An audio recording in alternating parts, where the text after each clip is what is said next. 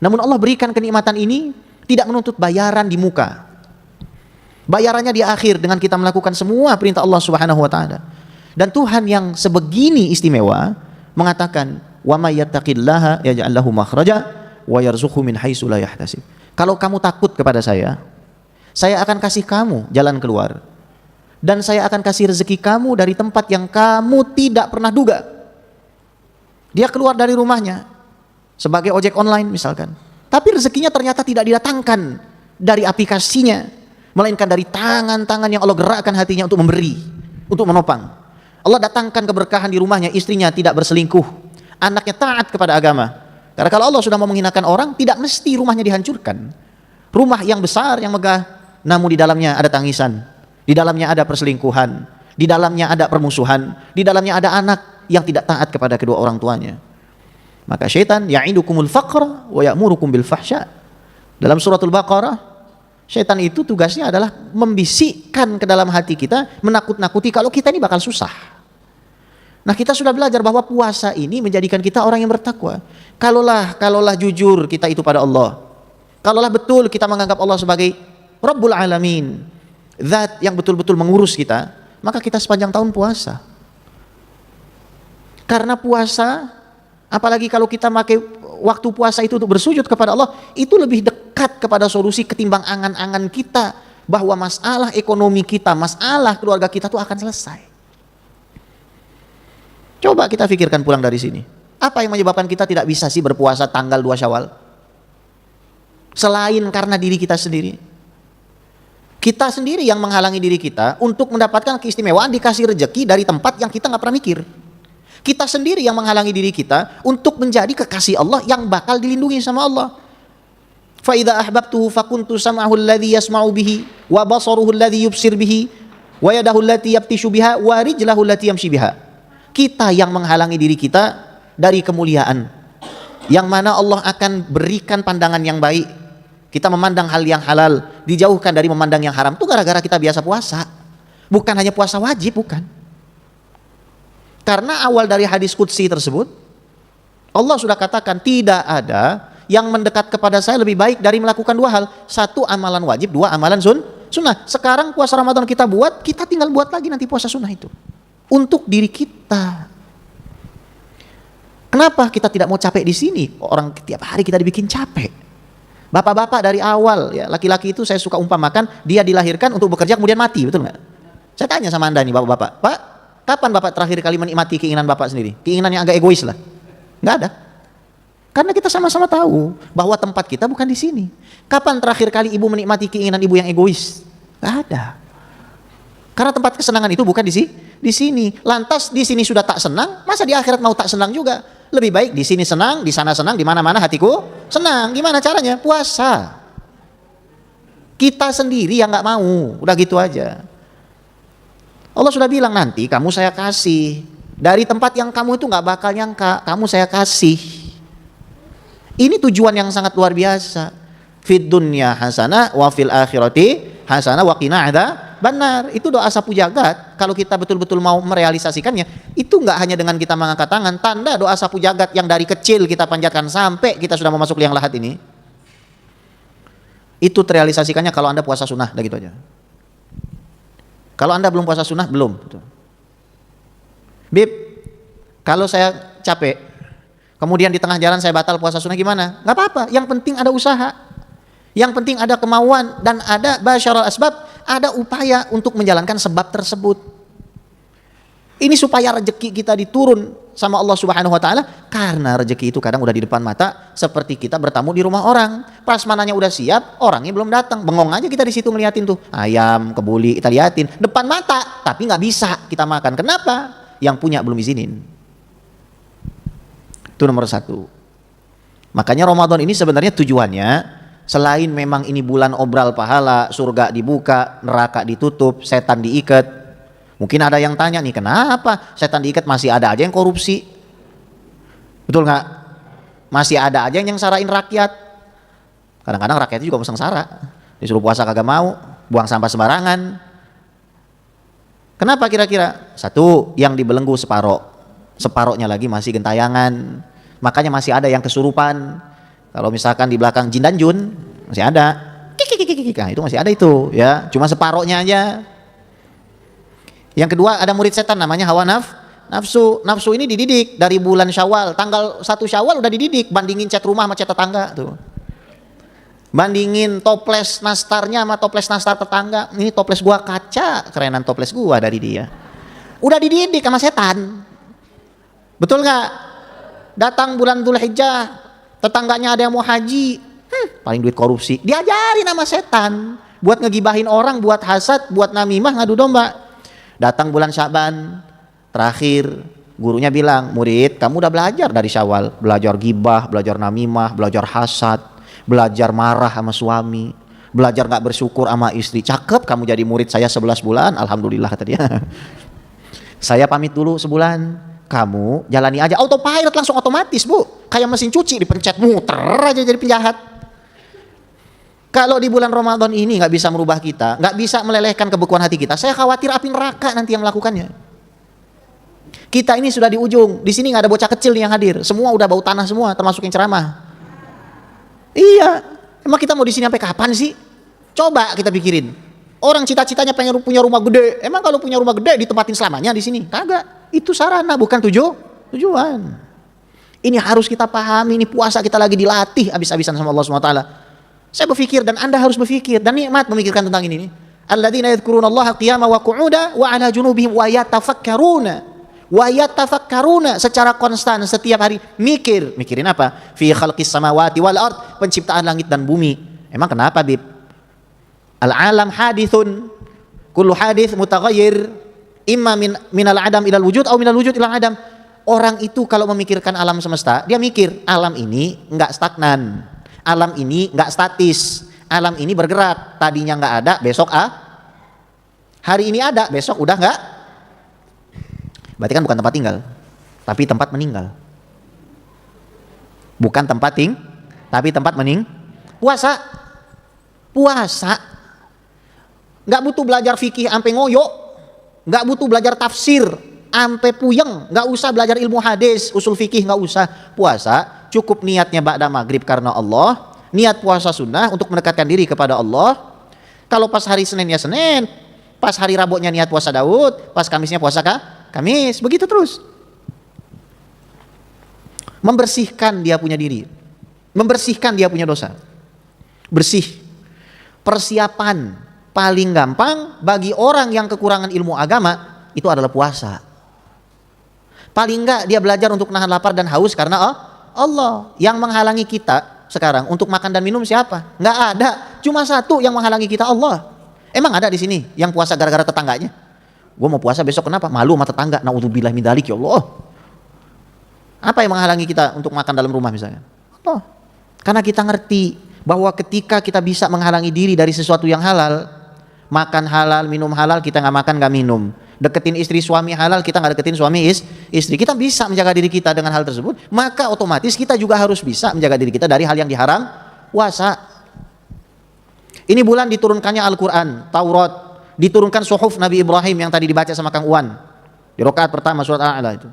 Suhufi Ibrahim wa Musa. Itu malam pertama Ramadan turun suhuf Nabi Ibrahim. Malam ke-6 turun Taurat, malam ke-13 turun Injil. Nanti akan ada di salah satu malam itu turun kitab suci Al-Quran.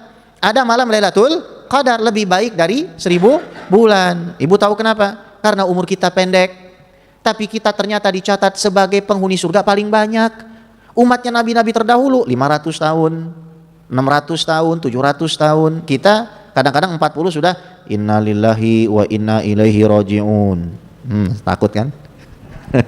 Telah berpulang kepada Allah, tetangga dari RT 3 RW 1. Mari kita lakukan sholat jenazah berjamaah. Insya Allah jenazah akan dikebumikan ba'da sholat asar. Kita tuh, saya sedang membicarakan kalimat di masa depan. Entah nanti sore, besok sore, lusa, tahun ini atau tahun depan atau berikutnya. Makanya ada Lailatul Qadar khairum min alfi syahr, lebih baik dari 1000 bulan, supaya amaliyah kita secara kualitas dan kuantitas di lift up sama Allah, dikatrol sama Allah. Gimana caranya, Bib? 1000 bulan itu 1 bulan dikali 1000. Satu bulan itu 1 hari kali 30. 1 hari itu 1 jam kali 24. 1 jam itu 1 menit kali 60. 1 menit itu 1 detik kali 60. 1 detik kali 60 kali 60 kali 24 kali 30 kali 1000 berapa detik? Banyak, enak banget tuh jawab banyak. Main banyak-banyak aja loh. Jauh-jauh gua datang. Mana jalannya kayak ular kadut lagi. Ini bener gak sih Kang gua nih? Ngasih Sherlocknya bener gak sih? Ya kan? Iya. Berapa detik? 2,5 miliar. Jadi kalau malam hari itu kita ngasih takjil buka puasa, entah itu kurma atau lontong, minumnya air putih apa es doger, minumnya belewah atau es campur, itu sama kita memberikan buka orang puasa lebih dari 2,5 miliar kali. Berarti lebih dari 2,5 miliar orang, berarti lebih dari 2,5 miliar kali puasa. Karena kalau kita aftaros iman, kita ngasih makan batal orang puasa, maka dia dapat pahala orang yang puasa. Min ghairi ayang kusamin ajri shaim syai, tanpa ngurangin pahala dia. Itu 1 kali dan adanya 1 malam dari malam-malam ini. Nggak bisa kalau kita nggak pakai rencana. Sebagian orang itu udah nukerin duit 2 ribuan, 5 ribuan, bukan buat THR lebaran. Dari bulan Syaban dia udah tukerin. Buat apa? Tromol masjid. Iya. Kadang-kadang orang spending uangnya, tahu spending nggak? Temannya sepeda, bukan. Ngabisin duit. Ya.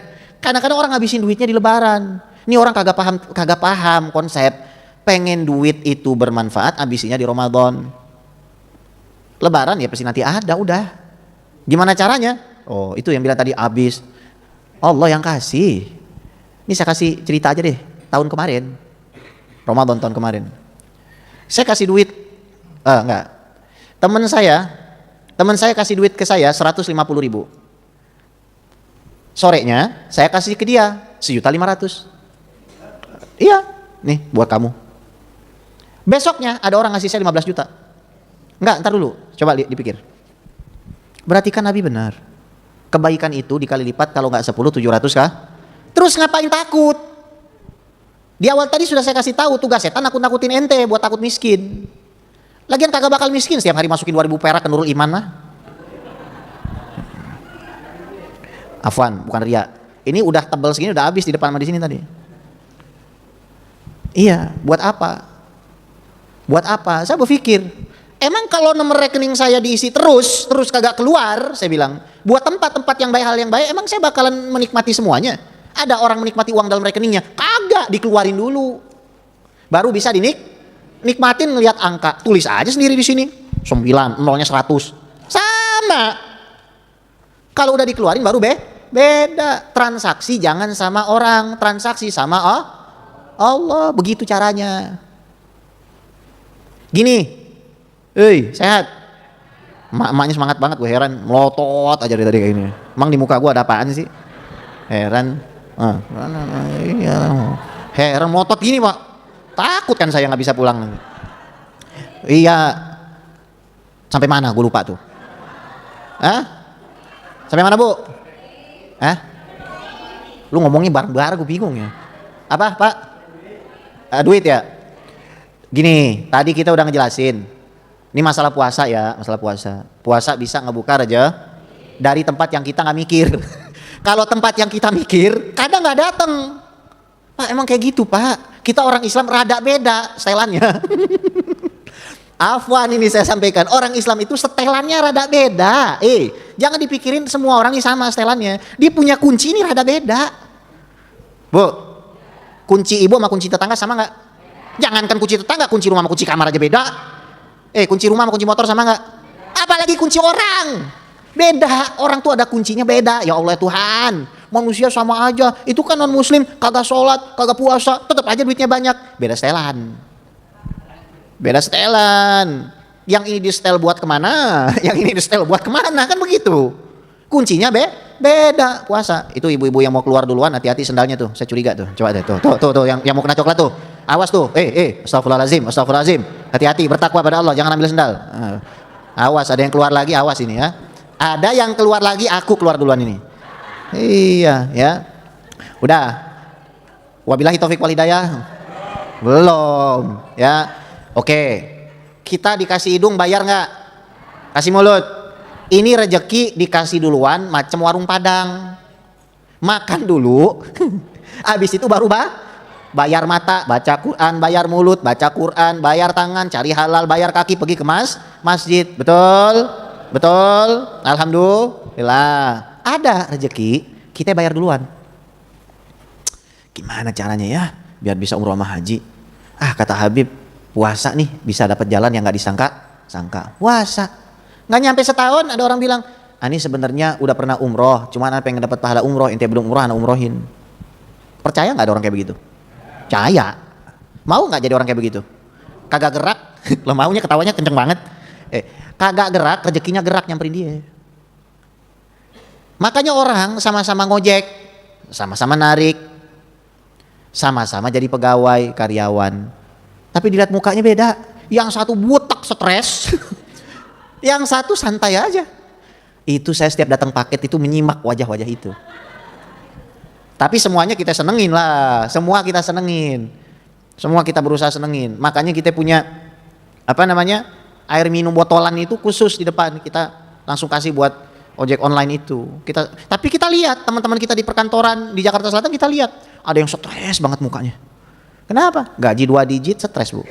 Gaji 15 juta stres. Kenapa? Nyicil rumah 9 juta. Nyicil mobilnya 3 juta. Astagfirullah.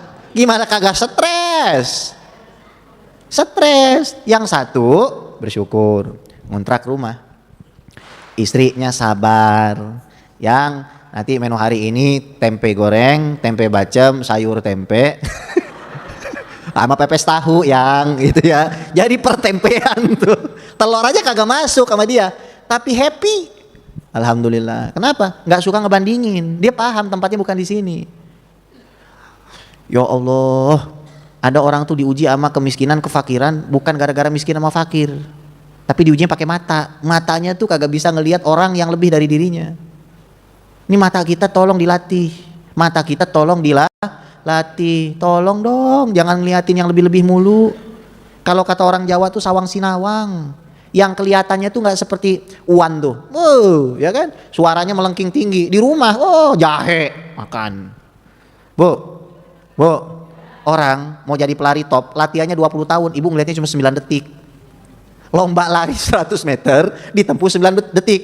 Ibu mah kagak bakal ngeliat latihannya 20 tahun tuh.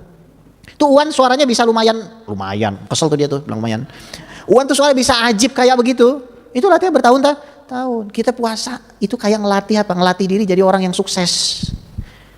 Ngelatih diri buat dibantu sama Allah. Malaikat kalau ngelihat orang puasa, udahlah puasa tiap hari sedekah. Tuh pertama cara narik rezeki dari langit adalah bertakwa kepada Allah. 2, wa may yatawakkal 'alallahi fahuwa hasbuh. Tawakal kepada Allah. Imam Syafi'i itu bilang, wa man dhanna anna rizqa ya'ti bila kasbin faqad dhanna fi ghairi sawabihi. Orang yang menyangka kalau rezeki itu datang begitu aja tanpa usaha dari dia, maka dia sudah menyangka satu prasangka yang salah. Fa innar rizqa ya'ti minallah ma'a sa'yil abdi wajtihadihi. Karena rezeki seorang hamba itu datangnya hakikatnya dari Allah. Bentuk tawakalnya dia berusaha dan bekerja. Itu rezeki. Tawakal. 3, mau kehidupan kita gampang, sholat betul-betul dijaga. Sholat tolong dijaga. Sholat itu yang khusyuk. Sholat bukan senam. Sholat bukan lomba lari.